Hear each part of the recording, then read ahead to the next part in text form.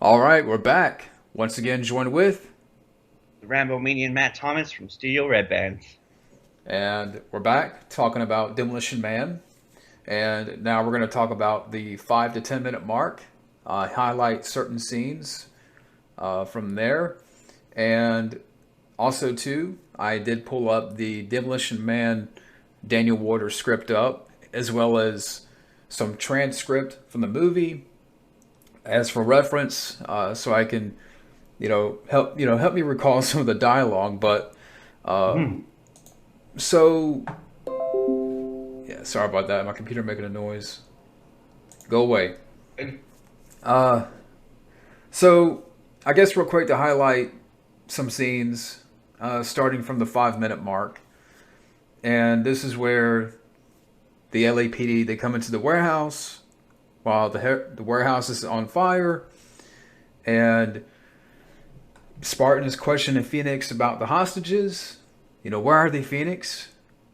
And he says the line, I'd lose my head if it wasn't attached, which would come into play later on in the finale. So, where are we? And he's like, I keep that in mind. The goddamn bus drivers just wouldn't listen. And Postman figured it out. Mailman figured it out. then the warehouse is getting ready to explode. So Spartan carries out Phoenix, carries him outside, and that's where you get the captain, who is played by Steve Cahan. I believe I'm pronouncing that right. And he was the captain in the Lethal Weapon series, Mm-hmm. which is funny He's because very good. I forgot Like that. What I like him. He's very good. Him. did you? And I forgot because I had to think about this, which later on you would see. There's a poster of Lethal Weapon 3 in Sandra Bullock's office in the movie Yeah. because she's a fan of action movies. Yeah. She loves the action. Yeah. So you got a little Lethal Weapon connection there. hmm And his chief is like, damn it, John, I'm tired of this Demolition Man shit. You're not supposed to come down here, you know, not attempt the arrest of Phoenix single handed. And he's like, it's not me. He dumped the gas and rigged the place to blow. And he's like, I know you've been trying to nail this psycho for 2 years, but remember a little thing called official police procedure. So Spartan's like, where are the hostages? And like, okay, he may have stashed them someplace because I did a thermo check earlier. And Phoenix is like, wrong again. You got something to say, scumbag? Get him out of here. And then, and that's when they discover the bodies that are everywhere, 20 or 30 bodies. hmm And that's where Phoenix starts mocking Spartan. And and then from there, Spartan gets arrested for involuntary manslaughter, hmm sent to cryo penitentiary, or yeah, and yeah, and then What? you see the what? Oh, sorry. I was just gonna say what's interesting here too is in the script he's like, but I didn't even blow everything up this time. He's Yeah, like, this time it wasn't me. And what's weird too is you get the introduction of Zach Lamb, except he's a beat cop, and he shows up and he's like, he sees like the building all crumbled down, and he's like, it's Spartan again, you know, which is a cool little exchange because I think in the film he's in the helicopter, and this time he's just showing up. and and this is kind of where and then like as he's being sent to cryo freeze, being read what he did, involuntary manslaughter and eligible for parole in was it Mhm. 2032, Something, yeah, something like that, yeah. and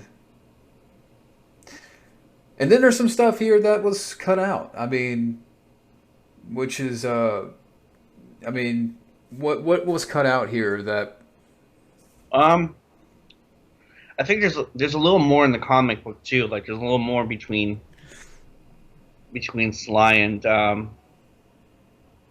Well, he has a daughter, right? That was oh yeah, like yeah, when you get to the cryo penitentiary, um, in the comic book it says weeks later, and then you actually get him, like with his wife and his daughter, and he hands over like the badge and the gun, and not the badge, the gun, but like the badge and the hat and everything. So you get that whole scene as it plays out, and I think in the script too, she's in the script, she shows up. Um, they don't really mention the wife a lot, but they prominently mention the daughter in the script, that she shows up and he's like, "I'm still going to be your dad," and everything. He hands over the badge and everything. Yeah, I'm kind of looking at the Daniel Waters script right here, and it says, cryo prison interior, Spartan in stark white overalls, a beautiful shaken woman holding the hand of a small child about 6. Spartan bends down to the little girl, unclenches his fist, his LAPD badge inside, pins it on the little girl. Katie is the daughter's name, I guess. Yep. And Spartan says, "I'm going to be back. I'm still your dad. Well, I'll still be your dad, I promise." And she holds the badge. Spartan kisses her on the cheek, telling Dad, "I love you, Daddy." And it says that she's young enough that it's unclear whether she understands that her father is going away for good.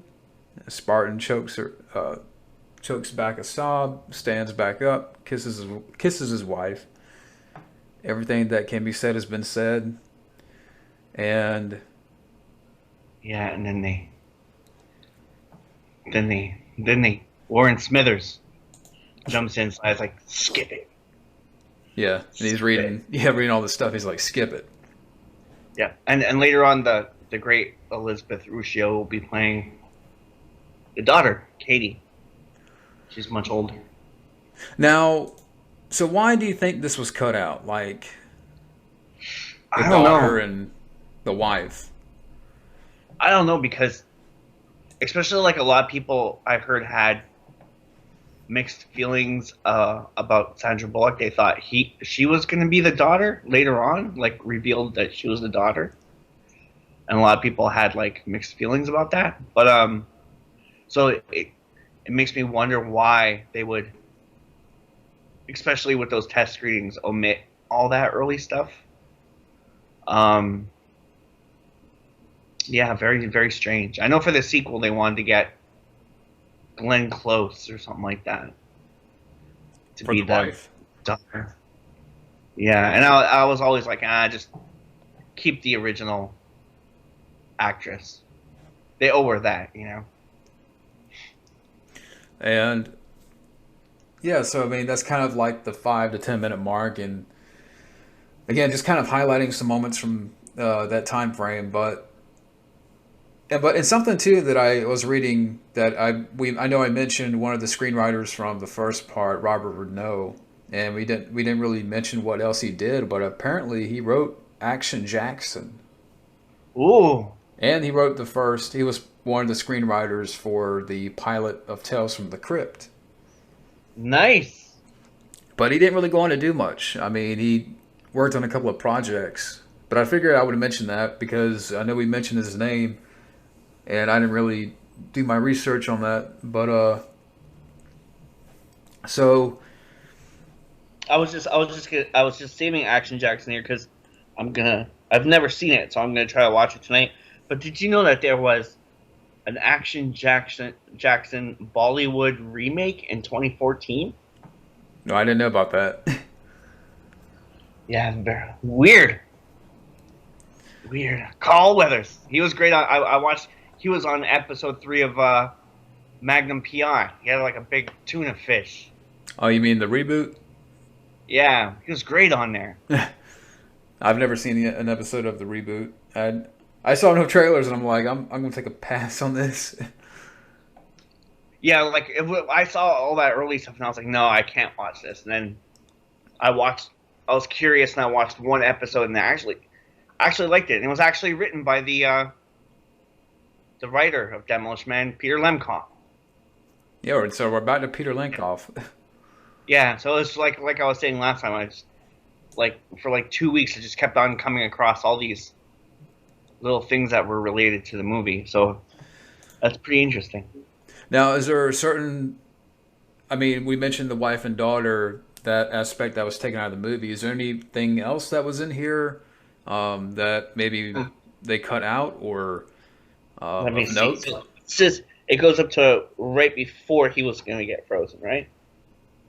Yeah, this is kind of like getting into where he's being frozen, and they fill up the Because I know that they were saying that tank. um, one of the versions of the movie they were going to do that this exact part was where you were going to see the opening of the movie. So it was going to open with him frozen. And then you get like the credits around him being frozen. And even the score, too, because I forgot to mention real quick Elliot Goldenthal, because you see his name mentioned in that time frame of the 5 to 10 minute mark. And great score. He, before this, worked on Pet Sematary and Alien 3. And then a year later, Interview with a Vampire and Batman Forever. So. Oh, speaking of Batman Forever, I came across this Dark Knight trilogy documentary I was watching the other day, and it showed all this extra stuff from the trilogy that you don't get to see in the movies, like clips of extra scenes. And they even showed this weird testing thing where they had like Cillian Murphy as Batman, and he looked all psychotic. Yeah. And then they showed like this other actor, I can't remember his name. He had a really weird name. He was supposed to be He was supposed to be the Batman if Christian Bale didn't do it, and so they showed him and all the suit and everything. And then they showed like Christian Bale's Batman test, and he's wearing the Batman Forever cowl and all that. Yeah. And it's like right when he was going through his weight exchange after the mechanic, so like he was puffed right out of the mask. Like it looked like he couldn't even open his mouth properly. Like it was so tight on his head. And then like later on for Dark Knight Rises, they show him again, but he's like a bearded Batman. He's like Batman with a beard. Interesting. Yeah. I've seen the Dark Knight trilogy, but I've never seen that documentary. Yeah. I'll send you that. That was pretty interesting. It was about like an hour and 20 minutes. It was just a really, really great documentary. But better than that third movie, I gotta say. Yeah. Anything's better. Well, I know we're going to get crap for that, but who cares? This is a way better movie. Yeah. But also on DC Comics, Demolition Man. But it's mentioned here, like Stallone described the cryogenic freezing scene as probably the worst 5 hours I've ever had on movie sets. Well, he was naked, right, the whole time? Didn't Playgirl have like full frontal nude Stallone? Because there's images, you can find them on the internet, where he's full frontal nudity. I never looked into that, but yeah, they're out there. I mean, was it the fact that he had to get nude, or is it just the liquid shit was cold, or I mean, yeah, I think it was like claustrophobia and being in a sealed up thing that's filling up with water and probably being naked and everybody watching, like 100 people watching you naked squirm around in a little hockey puck filled with water. But even yeah, I wonder why they didn't do that more. He's like moving around in there, right? Like yeah, you can actually see him moving around in there, and that like they would have to call cut and then reopen it before he could breathe again. So that must have been pretty hard. Yeah, but but we didn't even talk about like the first time around the casting of John Spartan. That initially Stallone passed on it. He passed on this movie at first. Yeah, well, I heard it was originally Arnold, then it was going to be Seagal Van Damme, and then Stallone. And there was, and you also mentioned before about the Seagal and Van Damme script because there's a version of which has those two in there. Yeah, I sent that one to you too. We did that one a long time ago. Yeah, I mean, for folks that don't know, Van Damme was going to be the villain and Seagal was going to be the hero. Yeah, Van Damme was amazing in it, just amazing. So, do you think because neither one of them, neither like Van Damme's like, I don't want to play a villain. I mean, why do you think that didn't, happen? I don't know. I would have to say it's probably ego. Ego, yeah. On both of their sides, it was probably ego. So, which sucks because it was a really good script, and like looking at some of these scripts and novelization are kind of the same, almost the same as the movie, but the movie is chopped up a little more. The Van Damme Seagal one actually is almost completely different, but it's hardcore. Like it's hard R. Like there's a scene where like Van Damme goes to kill Seagal while he's still in cryostasis, and he can't figure out. A, he can't find him, and B, can't figure out how to get him out. So he turns off all the power to the machine. So like people start waking up and coming out of cryostasis, but they're still frozen. So like they'll move, then their arm will like fall off, or their leg falls off, or some people split in half, or it's very while they're alive, like they're watching themselves get split in half and stuff, and it's pretty gruesome. And I could like. There's some really good characters in there. This is like a bad guy who, if Spartan would have stayed around, kind of would have got that guy's job. It's like a mirror of what he could have become. But I would have thought like Powers Booth would have made a great villain in that because it feels like a Powers Booth kind of villain, Now, would you say like Van Damme's the way he played that villain role in that version, is it more extreme than Wesley Snipes' portrayal? Yeah, kind of. Yeah. Like less talking and more kind of like with his movements or things he did. Like more of the mannerism parts. He felt very much more imposing. And like he felt more like he didn't give a damn. Like he was gonna kill people. He didn't care, and it was very gruesome too. They didn't hold back in that script.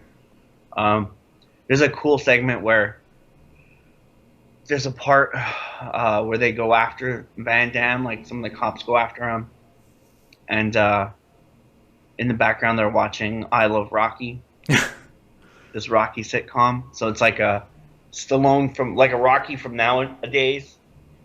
On a sitcom, like an old Stallone. Now, and that was before they even thought about approaching Stallone, right? Yeah, that was back when it was like right after Arnold, so Van Damme era. Oh, so do you think that we wrote this? But I'm not sure. Maybe you see where I'm if I going? could find that early Arnold draft, maybe it's in there. I'm not sure. Well, I was getting ready to ask, like, when they thought of we have this in mind for Seagal and Van Damme. And it just could be a simple thing, but you mentioned, I Love Rocky, that the idea of the sitcom. I don't know if maybe, let's get Stallone, since we have a little mention in there. Yeah. I don't know, maybe.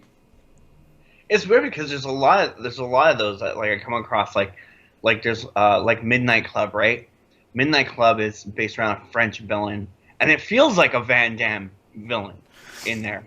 Right, but even in there, they have this thing with this other cop who's engaged in a foot chase, and they throw a little meta Stallone in there, like it feels like something out of the latest Stallone movie. I think that's the quote. And Stallone was slated to do that one too. He would have played a cop in a wheelchair. Van Damme like literally, or not. I won't say Van Damme, but it feels like a Van Damme kind of thing. The bad guy like literally blows out his spine. It's very much like RoboCop when they kill Murphy. Yeah.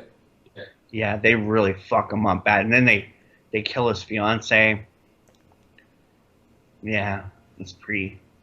I was always curious, like what that movie could have been. You know, because there's a lot of those ones where Sly would have had handicaps. You know, another one was. And these are some lost Stallone projects. And we did discussion on these, but I know Midnight Club was the one that Stallone's character was in a wheelchair. He was supposed to do. Still reading that. It's long. It's really long. But talking about the casting, getting back to that real quick on this movie, like Stallone wanted Jackie Chan for the role of Simon Phoenix. That could have been interesting. Now, how do you think that would have turned out? I mean, do you think it just would have been too outside of what, you know, Jackie Chan, because around this time it was just lead good guy roles. Yeah, I know. Jackie Chan always made that joke, like Jackie Chan doesn't die. Even in Burn Hollywood Burn, which was around that time, him and Sly were in that movie together, and he was like, "No, I don't die. I don't die." And it's weird because like Jack Craven sent me the Starlog piece regarding Rambo Force, Gale Force, and I remember around that time too they were talking about Sly wanted Jackie Chan for Rambo, and that Starlog piece was actually from the set of Demolition Man. So it's pretty interesting that he had him on his mind all that time. And then, yeah, Chan turned it down, not wanting to play a villain. But it would, I mean, and would have been cool. And they almost worked together again for the ex-Baghdad movie, but that never came to be. I mean, it never happened. And then Snipes turned down the role several times. So Joe Silver and Marco Brambilla went to the set of Rising Sun to try and convince him in person. There goes Phoenix. Yeah, that was somebody. GTO. Yeah, I hear a lot of that around here. I mean, I live in a town, so a lot of people just ride through here like that. But the director explained how he thought the film could be, and his passion for the script they were writing. The next day, they received a call, and Snipes agreed to do the film. And the director said of Snipes, he works without rehearsing too much, and he improvises a lot. The two of them, talking about Stallone and Snipes, the combination of energies and the way they interact really did the movie a lot of favors. They completely respected each other and were really professional, and they got along. And there was no ego in any competition between the actors. Mm-hmm.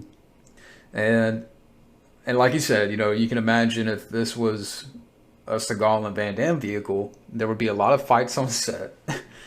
Egos would just... Yeah. Like, I'm sure some of those fights maybe would have turned out real fights. Yeah. Because they clash a lot in the script. Like, they go at each other a lot. So it's like, it's one of those things also where it's like, the script was just different enough that they could have made that a completely different Demolition Man. Like they could have made a sequel with that. Or they could do it now. They could do a remake with that script because it's just different enough that it doesn't impose too much on the first script. Well, on this movie.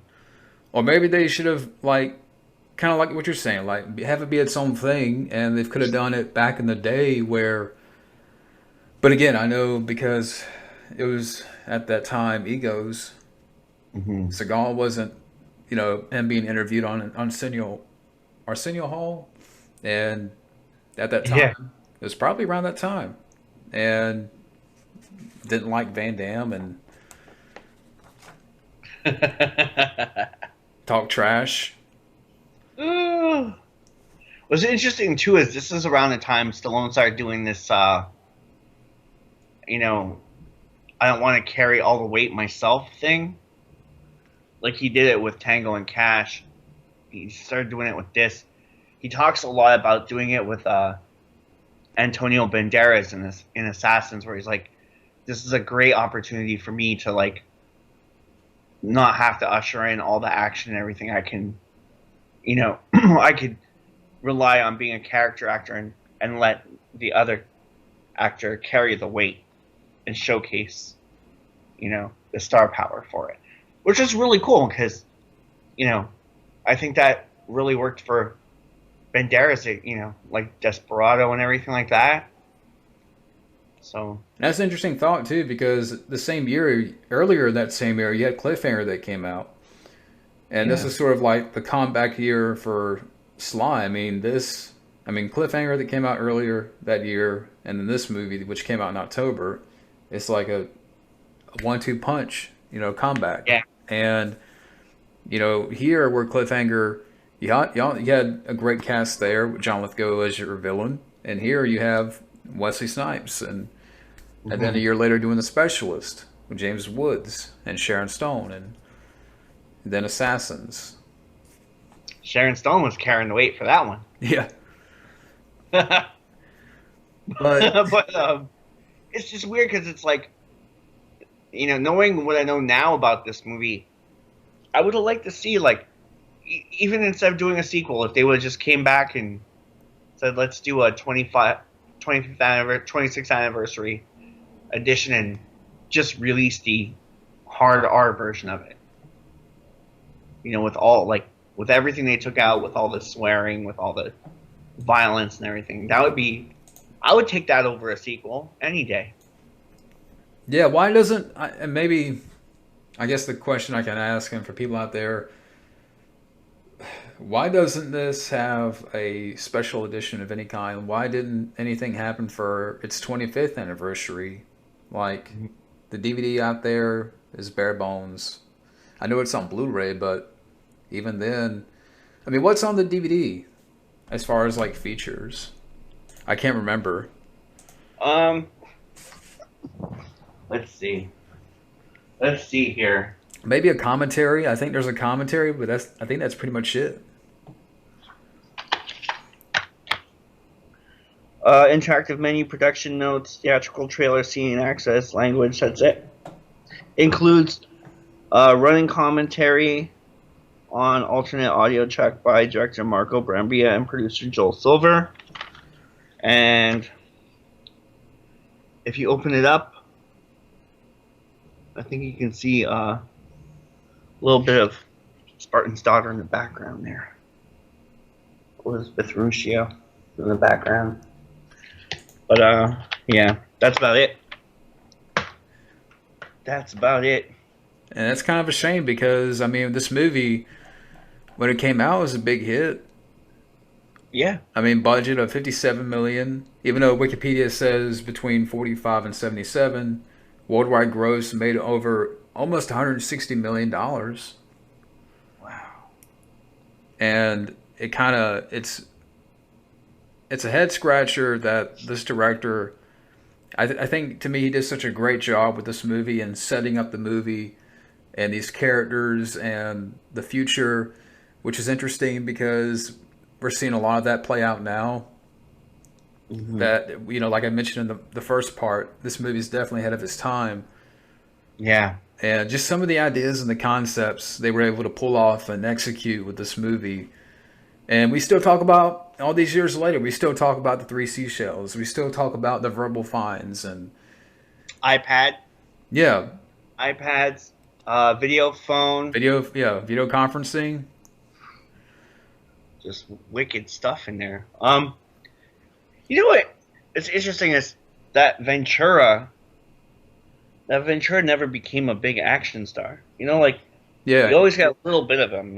Running Man, just a little bit. This, a little bit. Or even in this, they cut all Jesse's stuff out. Yeah, which you will see him later in the film. And there was a fight, right, between him and Spartan. Yeah, he's got fucking Sly in a kind of like a headlock. And he's trying to go for Spartan's gun. And he's like, give me that gun, Spartan. And Sly's like, you want it? Take it. And he like, puts the gun up under his arm and shoots him through, like, under the chin, through the mouth, and out the top of the head. Just boom, blows fucking Ventura's head off. But like even like Predator, like I would have liked to see more Blaine. Like I never understood how Jesse didn't get movie deals. Probably because of that one film, Abraxas, or whatever the movie was called. And Abraxas! I still haven't seen that, Abraxas. I've never seen it, but I've heard of it. And I don't know. I mean, maybe they saw, that Jesse Ventura is great in supporting roles, whether it be Predator, The Running Man, but he just wasn't leading man material. I mean, that's the only thing the answer I can give. It always kind of freaked me out that like on Entertainment Tonight, how he was saying like, the guy asked him, well, Jesse, what are we gonna get to see with you and Sly? And he's like, oh, I'm not telling you. He's like, if you want to see the battle of the century, you gotta buy a ticket. And then we all bought tickets and didn't get to see it.